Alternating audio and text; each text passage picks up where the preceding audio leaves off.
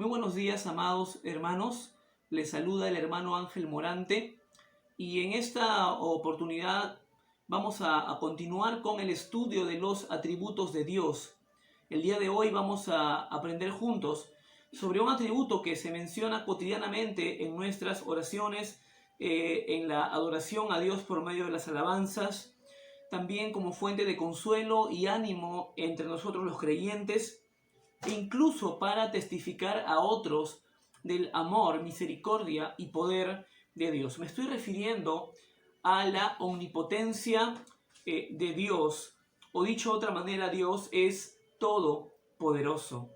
La omnipotencia de Dios quiere decir que Dios puede hacer toda su santa voluntad. La palabra omnipotencia deriva de dos voces latinas, omni, que significa poder, y patens, que significa poderoso, que unidos los dos tenemos la palabra todopoderoso. Y esta palabra todopoderoso lo hallamos a lo largo de toda la Escritura. También podemos decir que la omnipotencia de Dios describe su capacidad para hacer cualquier cosa consistente con su naturaleza. Además se refiere al poder, la autoridad y el control soberano que Dios ejerce sobre el orden creado. Es una perfección divina también por la cual Dios ejecuta todo cuanto desea mediante su absoluta voluntad. La palabra todopoderoso se usa solamente para Dios, para referirse a Dios en la Biblia, en la cual se halla 56 veces y es la base para el concepto de la omnipotencia. En cuanto a la evidencia bíblica, por ejemplo, los nombres de Dios y títulos revelan su poder. Se le llama Elohim, el Shaddai, Dios Todopoderoso, Adonai, Yahvé Sabaoth, el Señor de los ejércitos, el fuerte de Israel. Y vamos a Isaías, capítulo 1, versículo 24, para leer este versículo. Dice: por tanto, dice el Señor Jehová de los ejércitos, el fuerte de Israel, uno de los nombres de Dios. También se le llama Rey de Reyes y Señor de Señores. Primera de Timoteo, capítulo 6, versículo 15, que dice lo siguiente: la cual a su tiempo mostrará el bienaventurado y solo soberano, Rey de Reyes y Señor de Señores. Se le menciona también el Señor Todopoderoso en el libro de Apocalipsis, capítulo 1, versículo 8. Dice: yo soy el Alfa y la Omega, principio y fin, dice el Señor, el que es y que era y que ha de venir, el Todopoderoso. También el bienaventurado y solo soberano que habíamos leído en Primera de Timoteo capítulo 6, versículo 15. Se le menciona, ¿no? El bienaventurado y solo soberano, Rey de Reyes y Señor de Señores. Entonces podemos decir también que Dios se reveló como el Todopoderoso a lo largo de toda la historia de la humanidad. Especialmente se reveló a Abraham. En Génesis capítulo 17 vemos que Él se revela a Abraham. A Moisés en Éxodo capítulo 6, versículo 3, se le va a revelar como el Todopoderoso. A los creyentes a lo largo de la historia de la iglesia, en 2 de Corintios capítulo 6, versículo 18, incluso, ¿no?, dentro de esos creyentes tenemos al apóstol Juan, ¿no?, en el Apocalipsis, con la revelación de los tiempos postreros. Por otro lado, las obras de Dios también revelan su omnipotencia y tenemos una vasta evidencia bíblica. Por ejemplo, en el Salmo 8, en el Salmo 18, 19. Vamos a leer el Salmo 24, que habla mucho también sobre esto. Dice lo siguiente: de Jehová es la tierra y su plenitud, el mundo y los que en él habitan, porque él la fundó sobre los mares y la afirmó sobre los ríos. Si seguimos leyendo el capítulo, vamos a darnos cuenta de que está hablando también del poder de Dios, de la gloria de Dios. El capítulo 29 de Salmos, el capítulo 33, el capítulo 104 de Salmos también. Con respecto a la creación, tenemos también versículos que hablan sobre su poder creador. El primer versículo del capítulo 1 de Génesis dice lo siguiente, ¿no? En el principio creó Dios los cielos y la tierra. También podemos ver el Salmo 8, Isaías 42:5, Zacarías 12:1. Vamos a Romanos 1:20, que también habla mucho sobre el poder creador de Dios. Dice, porque las cosas invisibles de Él, su eterno poder y deidad, se hacen claramente visibles desde la creación del mundo, siendo entendida por medio de las cosas hechas, de modo que no tienen excusa.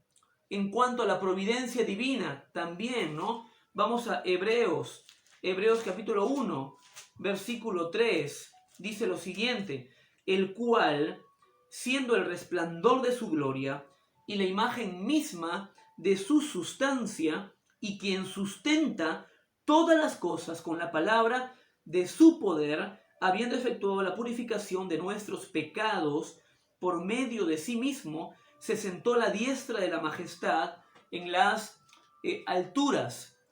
Asimismo, vemos también el poder de Dios en cuanto a la redención, y eso lo vemos en Romanos capítulo 1, versículo 16, un versículo muy conocido, que dice, porque no me avergüenzo del evangelio, porque es poder de Dios para salvación a todo aquel que cree, al judío primeramente y también al griego.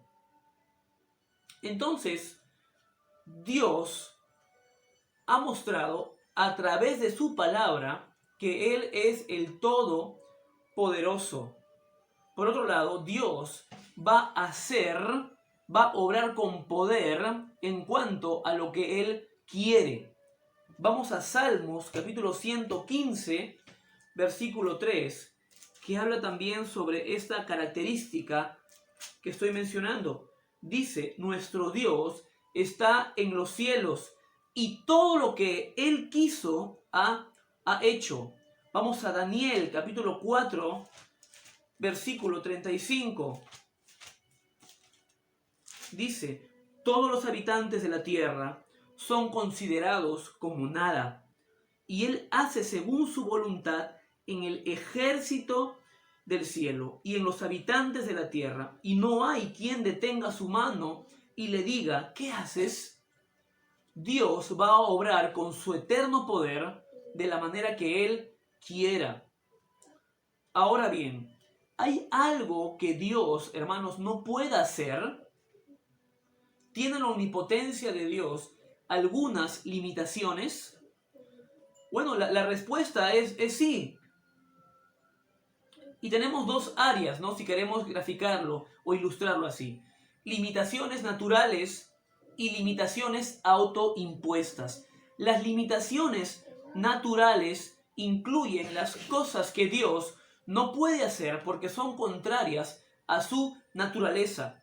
Por ejemplo, Dios no puede mentir. Y vamos al libro de Tito, capítulo 1, versículo 2. Dios no puede mentir.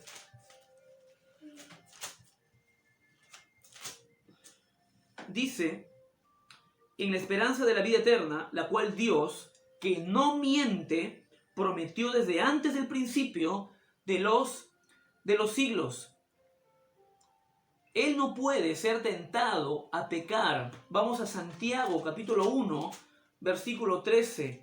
Dice lo siguiente, cuando alguno es tentado, no diga que es tentado de parte de Dios, porque Dios no puede ser tentado por el mal, ni Él tienta a nadie. Por otro lado, Él tampoco se puede negar a sí mismo.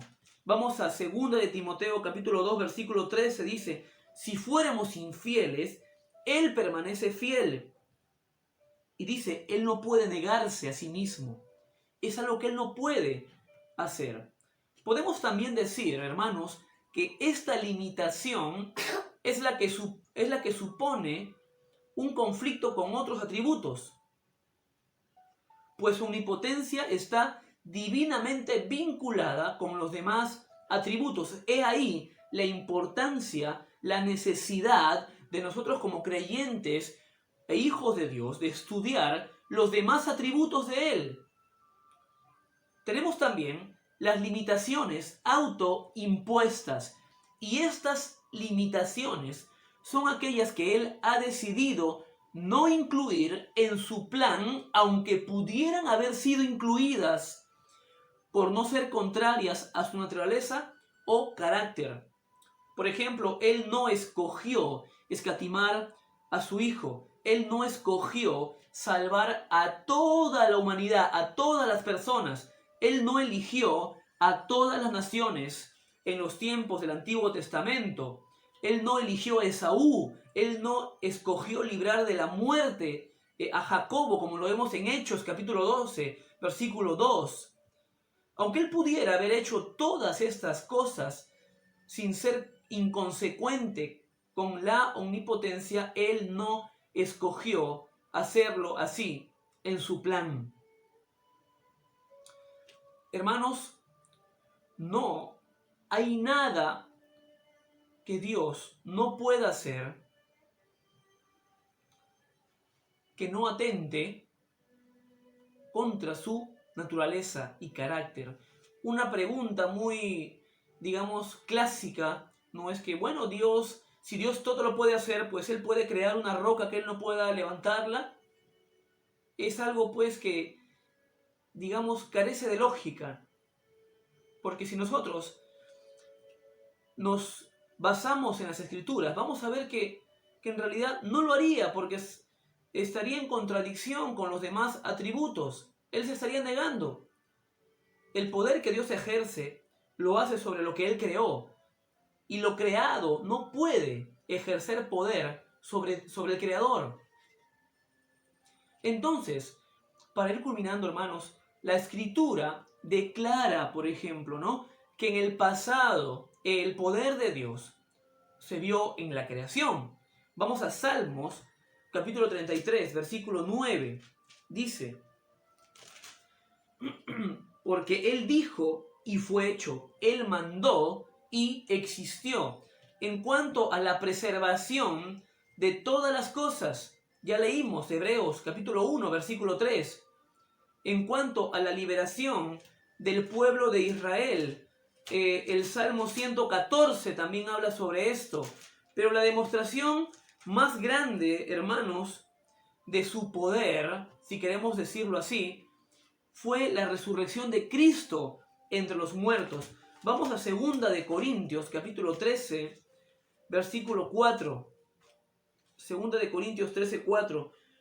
Porque aunque fue crucificado en debilidad, vive por el poder de Dios.